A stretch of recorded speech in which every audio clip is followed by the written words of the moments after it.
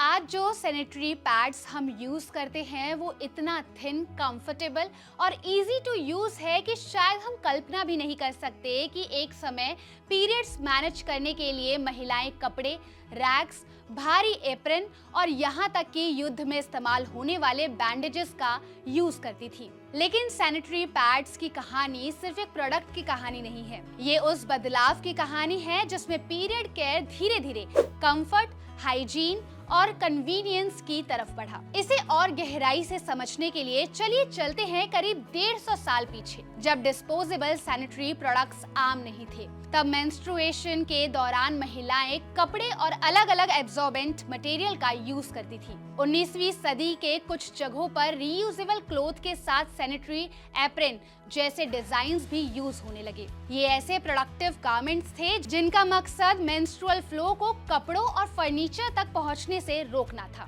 फिर आया 1900 का दौर, जब होममेड क्लॉथ पैड्स को सेफ्टी पिन या खास मेंस्ट्रुअल बेल्ट की हेल्प से अंडरवियर के साथ होल्ड किया जाता था। यानी आज के एडहेसिव पैड की जगह एक ऐसा सिस्टम था जिसमें पैड को बेल्ट से बांध कर रखना पड़ता था। फिर हिस्ट्री में आया एक अनएक्सपेक्टेड ट्विस्ट, वर्ल्ड वॉर 2। युद्ध के दौरान किम्बर्ली क्लार्क ने वुड पल्प से बना एक हाईली एब्जॉर्बेंट मटेरियल विकसित किया जिसे सेलुकॉटन कहा गया। इसका यूज सर्जिकल ड्रेसिंग और बैंडेज में किया गया। लेकिन बैटलफील्ड नर्सेस ने नोटिस किया कि ये मटेरियल मेंस्ट्रुअल ब्लड एब्जॉर्ब करने के लिए काफी यूजफुल था। यही ऑब्जर्वेशन आगे चलकर मेंस्ट्रुअल प्रोडक्ट की दुनिया में एक बड़ा बदलाव लेकर आया। फर्स्ट वर्ल्ड वॉर के बाद किम्बर्ली ने इसी एब्जॉर्बेंट मटेरियल पर आधारित कोटेक्स सैनिटरी नैपकिन को कमर्शियल प्रोडक्ट के रूप में मार्केट किया। ये डिस्पोजेबल मेंस्ट्रुअल केयर को बड़े स्केल पर पॉपुलर बनाने वाले शुरुआती सफल ब्रांड्स में शामिल हुआ। लेकिन प्रोडक्ट बन जाना ही काफी नहीं था। अब जरूरत थी महिलाओं को ये समझाने की कि डिस्पोजेबल मेंस्ट्रुअल प्रोडक्ट क्यों कन्वीनियंट हो सकते हैं। 1920 और 1930 में एडवर्टीजमेंट ने हाइजीन, कन्वीनियंस और डिस्क्रेशन पर जोर देना शुरू किया। धीरे धीरे डिस्पोजेबल पैड लोगों के लिए ज्यादा फैमिलियर होने लगे और मेंस्ट्रुअल केयर की परसेप्शन चेंज हुई। लेकिन तब भी एक बड़ी प्रॉब्लम थी, पैड को अपनी जगह पर कैसे रखा जाए,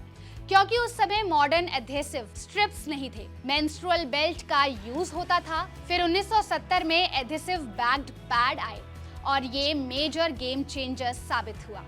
अब पैड को अलग बेल्ट से अटैच करने की जरूरत कम हो गई। पैड सीधे अंडरवियर पर स्टिक किया जा सकता था और इसके बाद इनोवेशन और तेज हो गई। 1980 और 1990 तक पैड्स अलग अलग साइजेस, थिकनेसेस और एब्जॉर्बेंसी लेवल पर मिलने लगे, जैसे पेंटी लाइनर्स, मैक्सी पैड्स और ओवरनाइट ऑप्शंस। विंग्स जैसे डिजाइन्स ने मूवमेंट के दौरान प्रोटेक्शन बेटर करने में हेल्प की, जबकि न्यूअर एब्जॉर्बेंट मटेरियल ने पैड्स को पहले के कंपैरिजन में ज्यादा थिन बनाने का रास्ता खोला। लेकिन सैनिटरी पैड्स मेंस्ट्रुअल केयर की पूरी कहानी नहीं है। टैम्पॉन भी इसी जर्नी का एक बड़ा हिस्सा है। मॉडर्न टैम्पॉन का एक महत्वपूर्ण माइलस्टोन 1931 में आया, जब अमेरिकन इन्वेंटर अर्ल हास ने टैम्पॉन का पेटेंट कराया। लेकिन मेंस्ट्रुअल कप की कहानी इससे भी पुरानी है।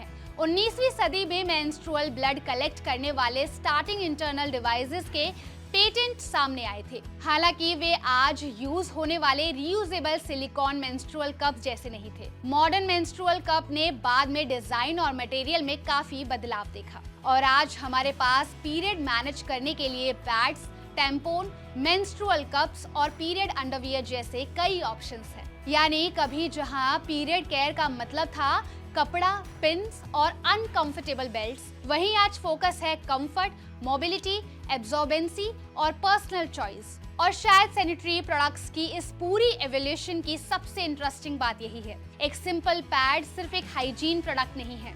इसके पीछे डिकेड्स ऑफ इनोवेशन और महिलाओं की बदलती जरूरतों की कहानी छिपी है। कपड़े से डिस्पोजेबल पैड तक, वॉर बैंडेजेस से अल्ट्रा थिन टेक्नोलॉजीज तक, पीरियड केयर ने सिर्फ अपना डिजाइन नहीं बदला, इसने महिलाओं के रोजमर्रा के जीवन को भी बदलने में अहम भूमिका निभाई। अगर आपको ये स्टोरी इंटरेस्टिंग लगी हो तो इस वीडियो को लाइक और शेयर जरूर करिए। साथ ही ऐसे और हेल्थ अपडेट के लिए देखते रहिए दैनिक जागरण।